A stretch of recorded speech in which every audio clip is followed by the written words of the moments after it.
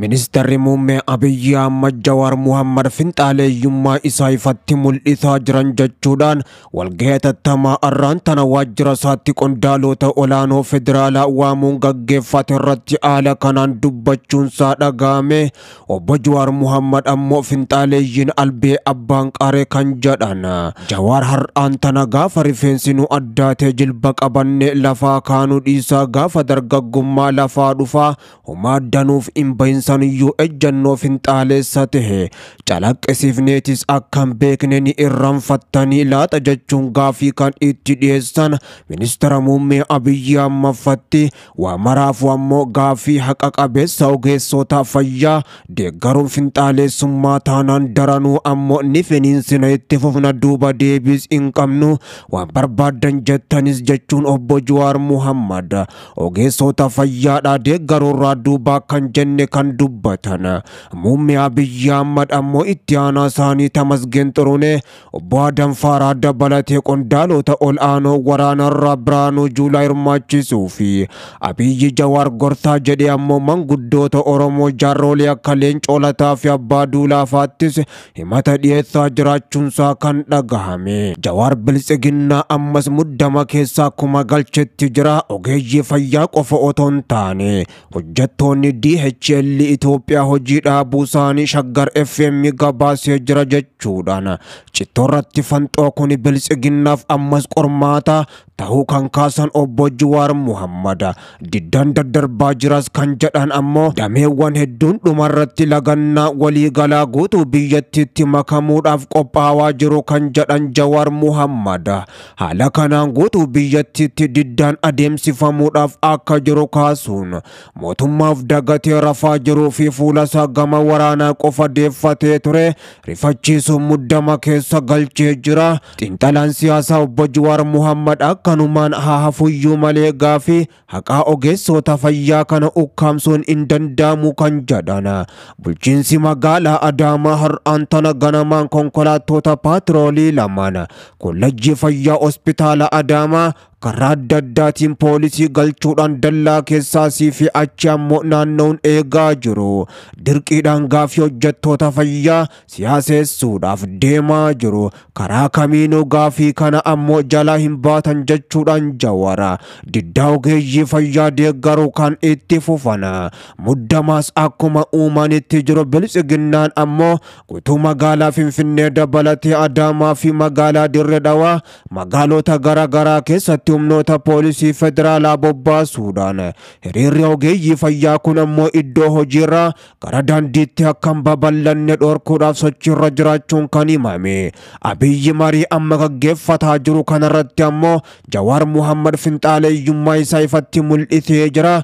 Biyya keessatti hokkara kakaasuudhaaf jecha hojjettoota mootummaa dadammaqsaa jira. Akkasuma biyyatti diiguudhaaf diinota alaatii wajjin gurmaa'uudhaan biyya keessatti shororkaa uumuuf deema jechuudhaan ammoo Jawaar Muhammad kan himatan muummee Abiyyi Ahmad.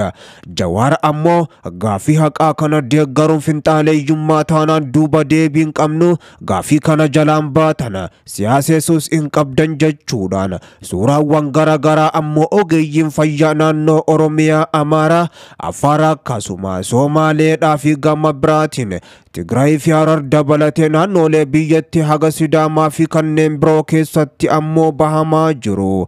Mormii ogeeyyii fayyaa kana suuraadhaan maxxansuun yaada isaatiin barreeffamaan ammoo kan deeggaraman mootummaan hatattamaan akka deebisaa laachuu qabu gaafachaa kan jiru. Barsiisonni qophaawaa kan jedhan akkasuma ammoo hojjettoonni mootummaadhaa iddoowwan olaanoo hundarratti mormii isaanii ammas dhageessisuudhaaf qophiirra jiru.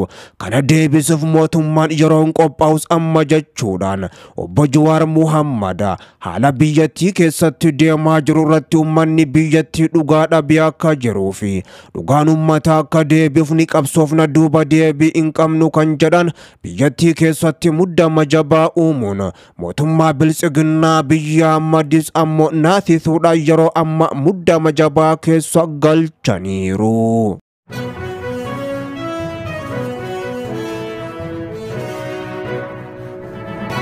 Hindiin dirooniidhaa fi misaayiloota Paakistaan itti dhukaaste barbadeessuu himte. Hindiin ibsa baaste roobii halkanii fi kamisa guyyaa har'aan tana yaalii haleellaa Paakistaan buufataalee waraana lixa Hindii irratti dirooniidhaa fi misaayilaan raawwatte fashaleessuun misaayiloota 5 barbadeessuu himte.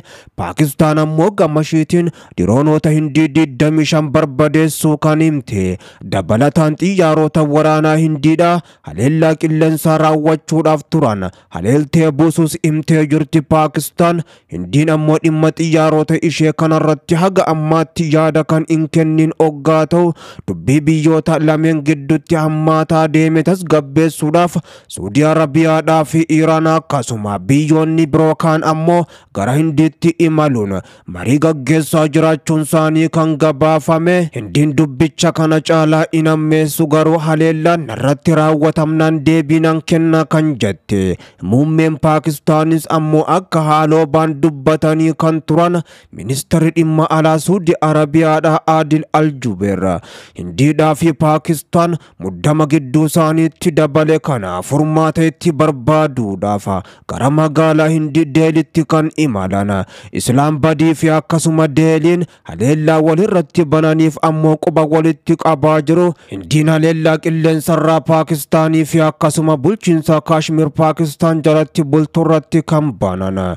Hindiin ammoo iddoowwan 9 ta'an irratti xiyyeeffachuun akka haleellicha raawwatte himtee jirti.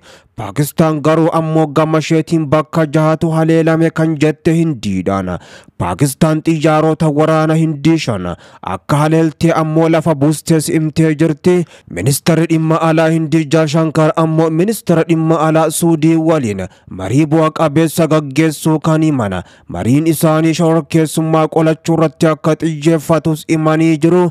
Ministeerri dhimma alaa Iraan Abbaas Argaachi ammoo akkasuma Hindiitti imalanii jiru. Paakistaan haleellaa Hindiin booda chaartara UN keewwata 51 kaasuudhaan mirga balaarra of qolachuu ishee akka hojiirra oolchitu himuun Hindii haaloo akka baatus kan ibsite. Waraanni biyyattii ibsa baasee yeroo bakkaa fi haala ofii filateen ammoo ajjechaa namoota nagaa fi sarbama birmadummaa biyyattii irratti raawwate haalooni baatii kan jedhan Paakistaan tarkaanfii barbaachisaa fudhachuudhaaf hayyama guutuu argachuu ibsichi kan eere. Ibsi kun kan bi'ammoo manni maree nageenya kan ministeera muummee biyya Paakistaan walitti qabamuudhaan walgahii gochuu booda ibsichi taatee yaaddessaan kun gocha waraanaa ammoo dabeessummaadhaa fi lafaa ka'uudhaan Hindiin raawwatteen kan qaqqabe jedhee jira. Waraanni Paakistaan weerara Hindiirraa aggaamame qolatee jira kan jedhe. Wal waraansa yeroo ammaan tana deemaa jiru kana muddamni kan dhalate